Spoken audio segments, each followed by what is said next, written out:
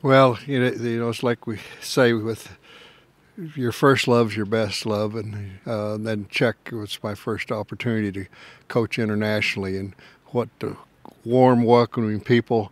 I stayed in homes, so and it was right after the fall of the Soviet Union, and so it was such an education for me coming here. But the people were just great, and I'm just amazed at the development and growth that baseball's had since I was here originally. All of a sudden now they're competing at the major league level, and they're going to go back and do it again. And the leadership and the support of a wider base, much wider base of people coaching and playing, it's going to keep growing. They got a taste of it. I think they're going to get back and get some more. It was a culture shock, that's for sure. I lived 3 years when I was in school up in Canada, but I'd never been out of America, the United States, before. And I get on the plane and come here, and my luggage didn't make it, so they put me in a bed and breakfast overnight. Bag came the next day. We went and picked it up. They gave me a handwritten map how to get to Svoboda, and so I just got in at Skoda and drove up. Missed the town the first time. I had to turn around and go back until I saw.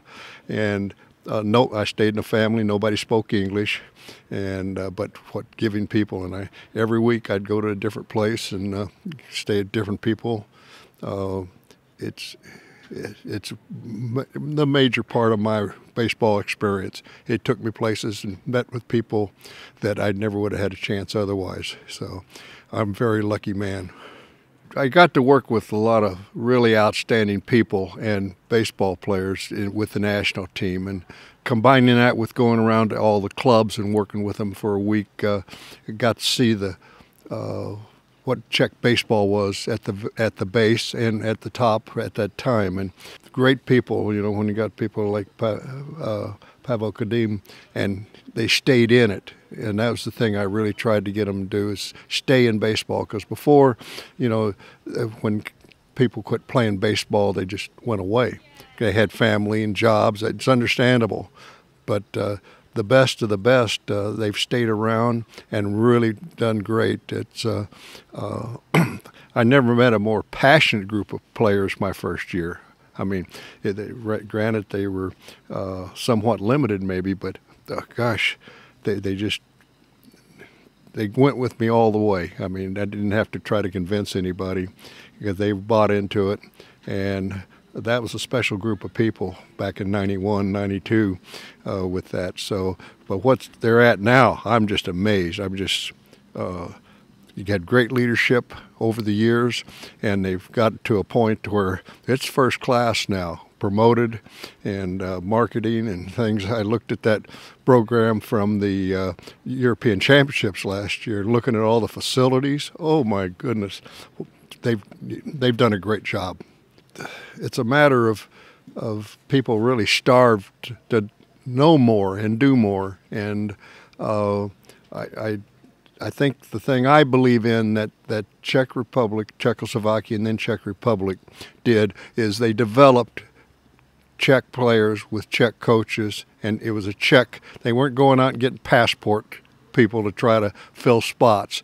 A lot of the European countries have gone the wrong way, and they put all their money into bringing people in that off the sort, and it doesn't develop baseball that way. This was a Czech project done by Czech, and there's an incredible body of knowledge in the coaches here in Czech Republic now. Like I said, when I came, I wasn't a genius or anything, but I could see things we had to do better and practice the basics and learn that it's not okay to lose. And they've taken that and gone beyond it now. I'm in awe of it. At my stage right now, to be honest, I enjoy watching it. But you got better leaders right now than I was when I came here. I think Pavel is very right and very smart to say he wants to find a blend between Asian ball and the United States and blend it and to find what works best here.